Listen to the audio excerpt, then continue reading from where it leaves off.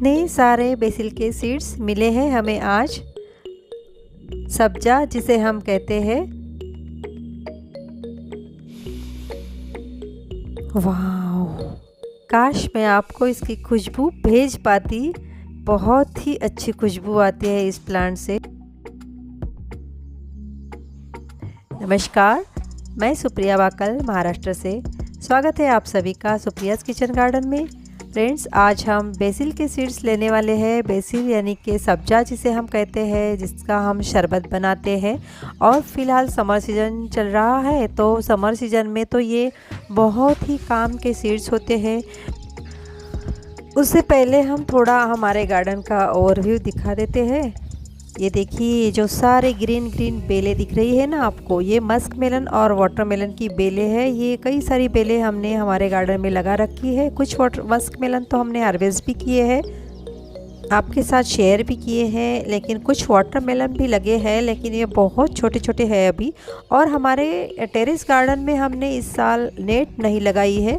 बिना नेट के हमारा टेरेस गार्डन देखिए कितना ग्रीन है और कितना फ्रेश है। कुछ कुछ प्लांट्स हैं जिनको थोड़ी सी शेड की ज़रूरत है, तो उसे हमने घर के कुछ, ये देखिए, ये कुछ पुरानी कॉटन की साड़ी थी तो उसे हमने लगा दिया। और उधर कुछ एक दो प्लांट्स है, कुछ ड्रैगन फ्रूट के प्लांट्स है, उस पर हमने कुछ बोरे चढ़ा दिए। और ये देखिए, इसके नीचे देखिए, ये बरबटी की बेलें वगैरह है। और यहाँ पर ये लक्ष्मण फल का प्लांट है, लेकिन इसे धूप पसंद नहीं है, इसके पत्ते जल जा रहे हैं। और वहाँ पर बारहमासी आम का प्लांट है और कुछ ड्रैगन फ्रूट के प्लांट्स है, उन्हें मैंने कवर करके रखा है। तो ये है बेसिल का प्लांट, सब्जा जिसे हम कहते हैं। आज हम इसी के सीड्स हार्वेस्ट कर लेंगे। इसके कुछ सीड्स हम आपको निकाल कर दिखा देते हैं। वो सीड्स किस तरह से दिखते हैं, ये देखिए, ये पूरी तरह से सूख चुके हैं। तो ये देखिए, इसमें से सीड्स आसानी से निकल रहे हैं।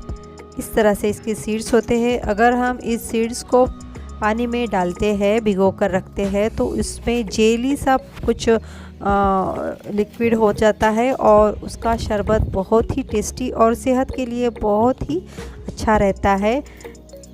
इसका बहुत ही मेडिसिनल यूज़ है। और साथ साथ में अगर ये प्लांट हम हमारे गार्डन में लगाते हैं तो इस पर पॉलिनेटर्स बहुत ज़्यादा मात्रा में बैठते हैं। अगर आपके गार्डन में पॉलिनेटर्स नहीं आते हैं तो आप इस प्लांट को ज़रूर लगाएं। इसके सीड्स मार्केट में इजीली अवेलेबल हो जाते हैं। ये थोड़े कॉस्टली होते हैं, लेकिन किसी भी राशन की शॉप में भी इसके सीड्स मिल जाते हैं।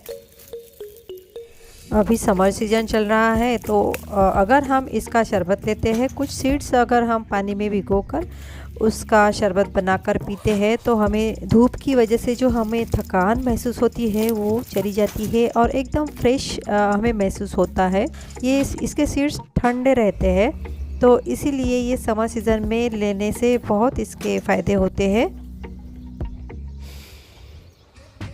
की खुशबू तो बहुत ही अच्छी आती है। अगर हम इसके प्लांट के पास भी खड़े रहते हैं ना, तो इसकी खुशबू हमें आती है। हमेशा मैं इस प्लांट के पास से जब भी गुजरती हूँ, कुछ भी अगर मिट्टी में कुछ काम करती हूँ, कुछ खाद वाद देनी होती है, तब मैं कुछ भी ऐसे इस प्लांट के पास से गुजरती हूँ ना, तो मुझे इतनी अच्छी खुशबू आती है। फ्रेंड्स, ये प्लांट आप ज़रूर लगाएं अपने गार्डन में। ये बहुत ही अच्छा, खुशबूदार और हमें पॉलिनेटर्स के लिए भी, हेल्थ के लिए भी इसके बहुत सारे बेनिफिट्स है। जैसे कि ये शुगर कंट्रोल करता है, कोलेस्ट्रॉल को कंट्रोल करता है, इसमें सोल्यूबल फाइबर्स भी होते हैं और भी कई सारे बेनिफिट्स है इसके। इसे लगाना बहुत ही आसान है। इसके जो सीड्स आते हैं ना, उसे हम अगर मिट्टी में लगा देते हैं तो बस ये ग्रो हो जाते हैं। इसे खाद ज़्यादा नहीं चाहिए, थोड़ी बहुत खाद अगर हम देते हैं तो उसी खाद पर ये प्लांट पूरा की पूरा ग्रो भी होता है और इसमें सीड्स भी बनते हैं। क्योंकि मैंने तो एक बार लगा दिया, उसके बाद इस प्लांट को कभी भी खाद दी नहीं है। तो ये बिल्कुल भी ज़ीरो मेंटेनेंस वाला प्लांट है। आपके गार्डन में पॉलिनेटर्स को अट्रैक्ट करने में ये प्लांट आपको बहुत हेल्प करने वाला है। तो जो भी हम फ्रूटिंग प्लांट्स लगाते हैं, कुछ बेलें होती है तो उसमें फ्रूट्स नहीं बनते हैं, तो उसका रीज़न यही होता है कि पॉलिनेशन अच्छे से नहीं होता है, या तो फिर कोई बर्ड पॉलिनेटर्स हमारे गार्डन में चाहिए होते हैं, या फिर हमें हैंड पॉलिनेशन करना होता है। लेकिन हम सभी फ्रूट्स के हैंड पॉलिनेशन नहीं कर पाते हैं, तो इसलिए हमारे गार्डन में पॉलिनेटर्स का आना बहुत ही ज़रूरी है। हम क्या करते हैं, मिट्टी भी बहुत अच्छे से बनाते हैं, उसमें वाटरिंग भी करते हैं, खाद भी अच्छे से देते हैं, लेकिन फिर भी फ्रूटिंग नहीं होती है प्लांट्स पर। तो उसका रीज़न हमें कभी कभी पता भी नहीं होता है, क्योंकि हमारे गार्डन में पॉलिनेटर्स ही नहीं होते हैं। तो पॉलिनेशन जब नहीं होता है तो फ्रूटिंग भी नहीं होती है। तो इसलिए आप ऐसे कुछ प्लांट्स लगाओ जिससे कि पॉलिनेटर्स अट्रैक्ट हो जाए आपके गार्डन में। जैसे कि प्याज के भी अगर हम कुछ प्याज के सीड्स हम अगर गार्डन में हमारे लगा देते हैं, उसके जो फ्लावर्स होते हैं प्याज के, पिछली बार मैंने प्याज के फ्लावर्स का जो वीडियो बनाया था प्याज पर, उस पे हमने बताया था कि उस पर भी पॉलिनेटर्स बहुत ज़्यादा मात्रा में बैठते हैं। प्याज है, गेंदा है, बेसिल है, तुलसी है और भी कई सारे इस तरह के अगर हम फ्लावरिंग प्लांट्स ऐसे लगा देते हैं जो कि कम मेंटेनेंस वाले, जो देखिए फ्रेंड्स इतने हो चुके हैं हमारे बेसिल के सीड्स। और ये भी एक प्लांट है, यहाँ पर कुछ 2-3 प्लांट्स ही है, उसी में से मुझे बहुत सारे सीड्स आज मिलने वाले हैं। मेरे पीछे गेंदे का प्लांट है और मेरे जो आगे है वो गलेडिया का प्लांट है। उस पर तो हमेशा साल भर फ्लावरिंग रहती है। मैंने उसके भी सीड्स कलेक्ट करके आपको दिखाए थे। उसके फ्लावर्स हमेशा हर रोज़ ढेरों फ्लावर्स खिलते हैं। मेरा गार्डन कभी भी बिना फ्लावर का आपको दिखेगा नहीं, बल्कि मैं इस बार गलेडिया के प्लांट्स थोड़े कम ही लगाऊंगी, क्योंकि ये बहुत ही ज़्यादा बढ़ते हैं और बहुत जगह ले लेते हैं। तो मुझे मेरे गार्डन में अभी बहुत ज़्यादा मात्रा में हो चुके हैं, तो इस रेनी सीज़न में थोड़े मैं कम ही लगाऊंगी।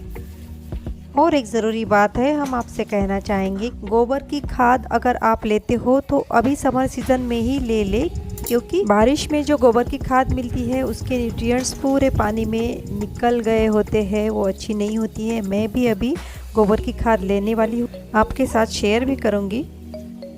और ये देखिए फ्रेंड्स, ये दूसरे प्लांट से हमें इतने मिले हैं। और इसी के साथ हम कुछ कैरोट के भी सीड्स कलेक्ट करने वाले हैं। हमने हमारे गार्डन में कुछ कैरोट के भी सीड्स ले रखे हैं। ऐसे हमारे गार्डन में जब भी कोई सीड आता है तो उसका सीड बाद में हमारे गार्डन में कभी भी ख़त्म नहीं होता है।